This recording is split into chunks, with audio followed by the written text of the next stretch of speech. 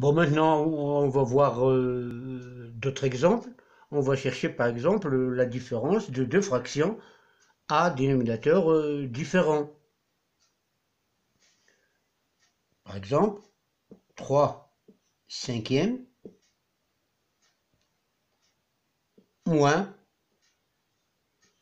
1 septième. Ces deux fractions-là, ils n'ont pas un même dénominateur. Donc la première chose, c'est les réduire au même dénominateur. On peut remarquer que le dénominateur commun, ça doit être 5 fois 7, ça doit être 35. Donc on doit multiplier le numérateur et le dénominateur de la première fraction par 7.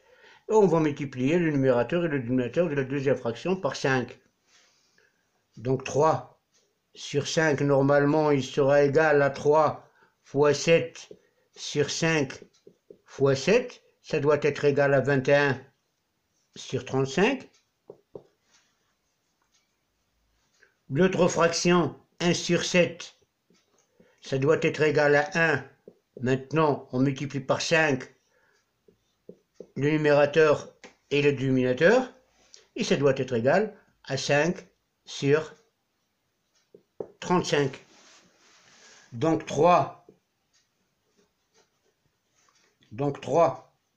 sur 5 moins 1 sur 7, ça doit être égal à 21 sur 35 moins 5 sur 35 qui doit être égal à 21 moins 5 sur 35. Et c'est égal, 21 moins 5, c'est égal à 16 sur 35. Donc la différence des deux fractions 3 sur 5 moins 1 sur 7, c'est égal à 16 sur 35. C'est-à-dire, on a appliqué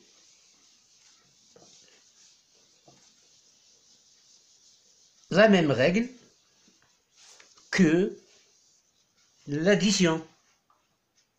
C'est-à-dire, si on a une fraction a sur b, je tiens toujours à dire que b n'est pas nul, qu'il est différent de 0. Donc a sur b moins c sur d, la même chose, d est différent de 0.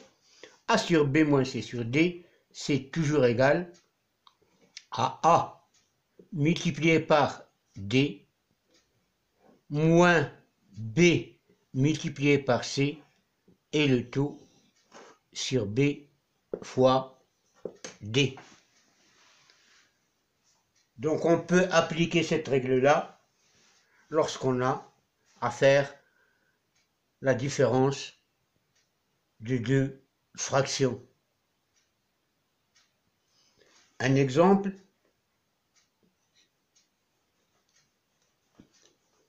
8 neuvième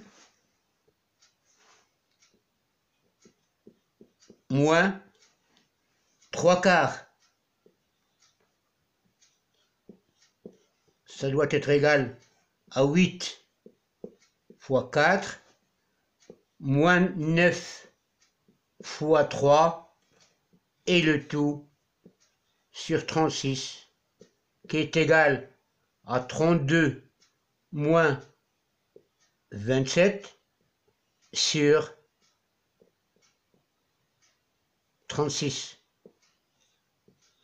Et 32 moins 27, c'est bien égal à 5 sur 36.